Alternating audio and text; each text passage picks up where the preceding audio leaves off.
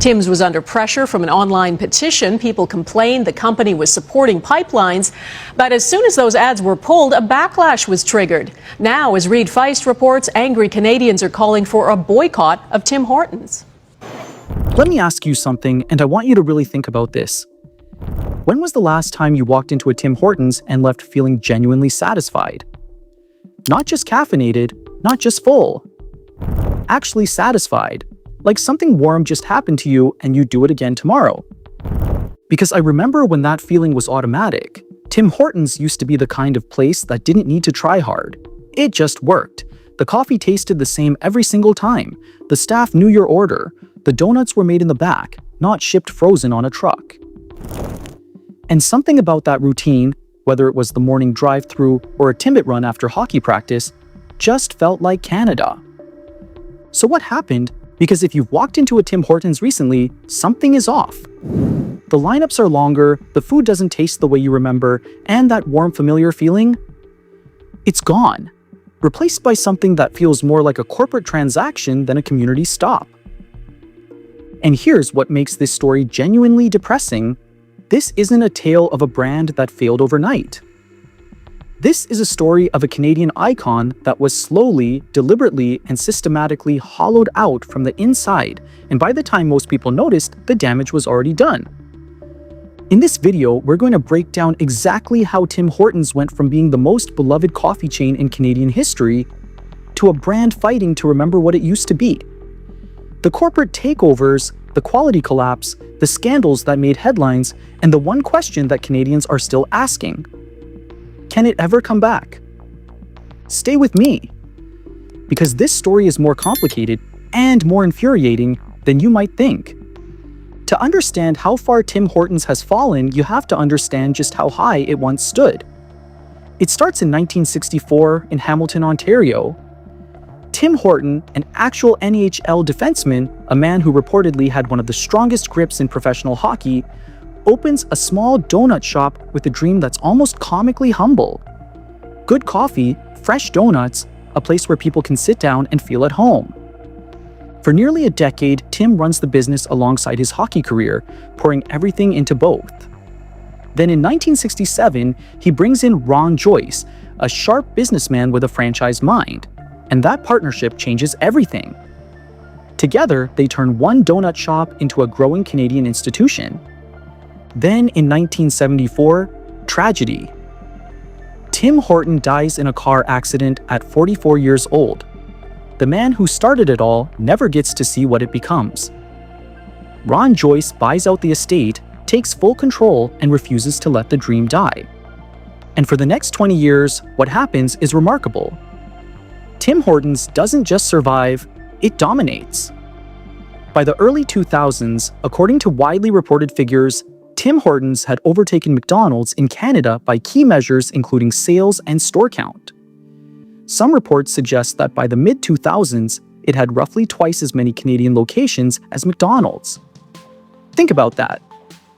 A coffee and donut shop outpacing one of the most powerful fast food empires on the planet on Canadian soil. In 1976 comes the Timbit, a genius move that turns leftover donut dough into a cultural phenomenon. Office boxes, birthday parties, road trips. The Timbit becomes one of the most recognizable snack items in the country. Then the idea for Roll Up the Rim to win surfaces in 1985, and the first contest runs in 1986. And for the next 3 decades, every February, Canada collectively loses its mind over paper coffee cups. People roll them up in cars, at desks, in school hallways. It becomes a ritual, a Canadian ritual, and that right there, a paper cup promotion that turns into a national pastime, tells you everything about what Tim Hortons meant to this country. It wasn't just coffee, it was community, it was comfort, it was Canada in a cup. And then it all started to change. The first warning sign came in 1995. Wendy's International acquires Tim Hortons in a deal reportedly valued at around $425 million. The pitch makes sense on paper. Wendy's has lunch and dinner traffic. Tim Hortons owns the morning. Put them together, co-locate the restaurants, and maximize every hour of the day. But according to reports from insiders at the time, it never quite worked that way. franchisees reportedly resisted integration. Some refused to allow Wendy's to even sell Tim Hortons coffee in shared locations. Ron Joyce himself, according to various accounts, openly criticized the merger and called it a mistake. By 2006, Wendy's, struggling with its own issues, spins off Tim Hortons to capitalize on the brand's value. Tim Hortons goes public, regains its independence, and for a moment, it feels like a story of survival. But that Wendy's era planted a seed. It gave Tim Hortons its first real taste of operating inside a larger corporate machine. And as we'd soon find out, the next machine that came along would be far less forgiving. In 2014, everything changes. Restaurant Brands International, RBI, is formed through a merger of Tim Hortons and Burger King, backed by 3G Capital, a Brazilian private equity firm known globally for one thing above all else: aggressive, relentless cost-cutting. The deal is reportedly valued at over $11 billion, and from day one, the promises are big. Global expansion, international growth, Tim Hortons in every major market on Earth. But anyone who had been watching 3G Capital's track record had reason to be nervous. When 3G acquired Heinz in 2013, reports emerged of mass layoffs and plant closures within months of the deal closing. When Heinz merged with Kraft in 2015, thousands more jobs were reportedly eliminated. The pattern, according to analysts who followed the firm, was always the same: buy, cut, and because Tim Hortons wasn't selling coffee, it was selling familiarity, consistency. The sense that wherever you were in Canada, there was a place that felt like home. You can't find that in a spreadsheet, and according to many observers, 3G Capital never really understood that. Almost immediately after the takeover, reports began to surface of cuts to corporate staffing, rising franchise fees, and pressure on store owners to reduce costs. Beloved menu items started disappearing. The freshly baked goods that had defined the brand began to be replaced, according to multiple reports, by centralized frozen production shipped to stores and reheated on site. The coffee that had been an anchor, the reason millions of Canadians chose Tim Hortons over every other option, reportedly began to lose its consistency. Social media filled with complaints. People began asking publicly and loudly, "Does this coffee even taste the same anymore?" The answer for many loyal customers was no. And it wasn't just customers who were feeling the squeeze. The franchisees, the actual store owners who had invested their livelihoods into the Tim Hortons brand, were starting to revolt.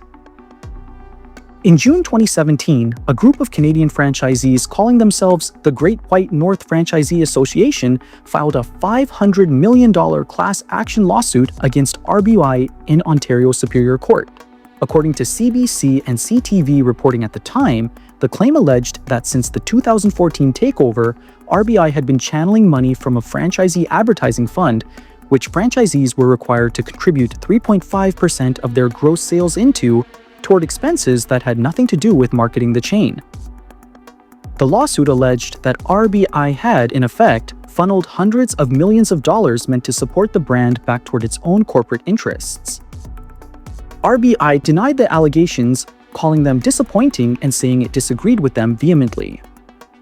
The lawsuit was eventually settled in 2019, with Tim Hortons reportedly agreeing to pay $10 million over 2 years toward local advertising efforts and provide greater transparency over how the fund was managed going forward. But the damage to trust between corporate ownership and the franchisees who kept the lights on in every community across Canada had already been done. If the quality decline was a slow burn, what happened in 2018 was a 5-alarm fire. Ontario raises its minimum wage from $11.60 to $14 an hour, a significant increase and for most workers, a welcome one. But some Tim Hortons franchisees, reportedly under financial pressure from corporate mandates that limited their ability to raise prices, respond by cutting employee paid breaks and reducing benefits. Among those franchisees, individuals connected to the founding Joyce family, including people tied to the Ron Joyce legacy that had built the brand from nothing. Think about that for a moment. The descendants of the very family that gave this brand its soul, the people whose name and blood built Tim Hortons from a single donut shop in Hamilton, were now making national headlines for allegedly cutting the wages and benefits of the lowest paid workers in their stores. Workers who were already earning minimum wage. Workers who in many cases had been loyal to the brand for years. It was the kind of story that stopped people in their tracks. Not because it was unusual for corporations to squeeze employees, but because this was Tim Hortons. This wasn't supposed to be that kind of company. The backlash is immediate and national. Ontario's premier at the time condemns the move publicly, reportedly calling it bullying. Boycotts emerge, employees speak to media, the story leads national newscasts. And for a brand that had spent decades wrapping itself in the Canadian flag, literally using maple leaf imagery, hockey, and community in almost every ad campaign, the optics couldn't have been worse. Here was Tim Hortons in the middle of a national conversation about workers' rights, seemingly on the wrong side of it. The numbers tell the story clearly. According to the Reputation Institute's rankings at the time, Tim Hortons reportedly dropped from 13th place in 2017 to 67th in 2018. A single-year collapse in reputation that few Canadian brands had ever experienced. A separate Ledger corporate reputation study reportedly showed a drop from 4th place to 50th in that same period. For a brand that had spent nearly 2 decades as one of the most trusted names in the country, that wasn't just bad press. That was a fundamental rupture of trust. But here's where the story gets more complicated, and honestly, more depressing. Because after the 2018 crisis, Tim Hortons didn't double down on what made it great. According to various reports and consumer surveys from that period, it went searching for a new identity. And in doing so, it may have lost the old one entirely. In 2019 alone, Tim Hortons reportedly went on an aggressive menu expansion, adding far more new items than its typical annual pace. Plant-based burgers, experimental lattes, flatbreads. Items that, according to critics and food industry analysts at the time, had nothing to do with why anyone chose Tim Hortons in the first place. Food policy experts who follow the Canadian restaurant industry noted at the time that the core product, the coffee, still wasn't where it needed to be competitively. And yet the brand was visibly pouring energy into novelty. A survey published by Maclean's around this period found that Tim Hortons was no longer the favorite coffee shop in Canada, reportedly ranking 4th behind McDonald's, Second Cup, and Starbucks. For a chain that had once had the Canadian coffee market in a chokehold, that ranking felt almost unbelievable. And then there's Roll Up the Rim. During the pandemic, the beloved cup contest shifted to a digital-first format. And by 2021, Tim Hortons officially ran an all-digital version, dropping the physical cup roll entirely that year. For many longtime customers, that decision became a symbol of everything wrong with the new Tim Hortons. The moment of peeling back that tiny paper tab with your fingers, holding it up to the light, finding out if you'd want a free coffee, it sounds small. Going digital saves money. Nobody disputes that. But it also erases ritual. And when you're a brand whose entire competitive advantage is emotional connection, erasing ritual is not a minor operational decision. It's a statement about your values. Now here's something that might surprise you. And it's important to be honest about it.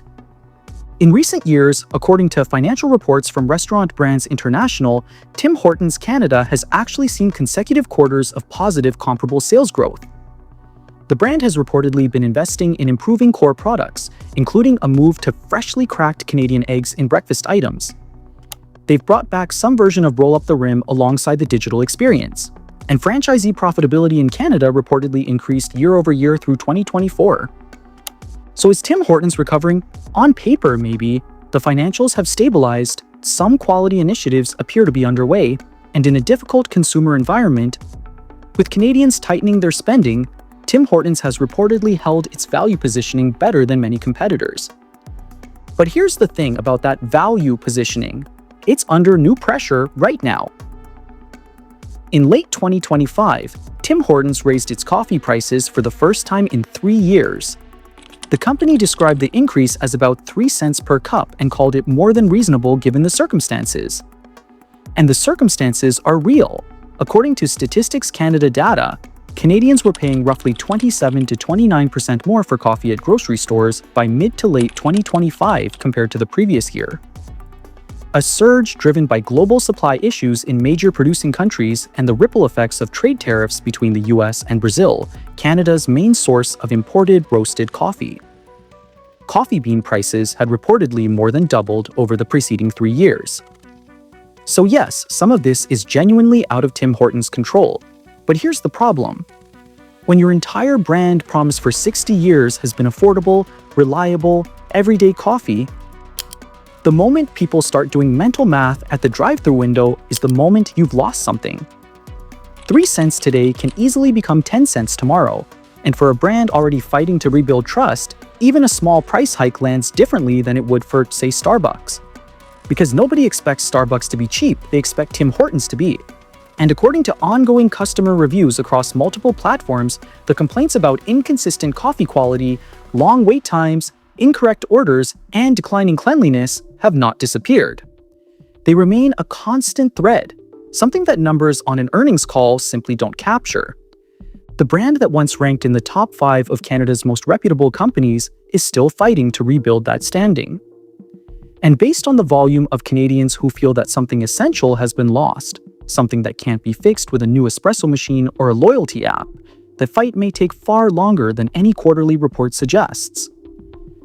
Tim Horton, the man, opened a donut shop because he wanted to give people a good cup of coffee and a warm place to sit. That's it. No global domination strategy, no zero-based budgeting, no quarterly earnings targets. And for 30 years, the company that carried his name did exactly that. And Canadians loved it for it. Not because of marketing, not because of an app, but because it showed up consistently, charged a fair price, and made people feel like they belonged somewhere. What this story teaches us, and what every major brand collapse teaches us, is that when you strip away the thing that made people loyal in the first place, you don't just lose customers. You lose something that took decades to build and can't simply be bought back. The coffee can be improved, the menu can be simplified, the app can be updated. But the feeling, the one where a Tim Hortons visit felt like a small moment of Canadian life that you genuinely looked forward to, that's harder to get back. Whether Tim Hortons ever fully recovers that identity is honestly still an open question. What isn't open to debate is what was lost, and how it was lost. Systematically, quietly, for the sake of a profit margin. And that, more than anything else, is what makes this story so genuinely depressing. If this video opened your eyes or brought back some memories, share it with a fellow Canadian who remembers what Tim Hortons used to be. And if you think I missed anything, tell me in the comments below. I read every single one.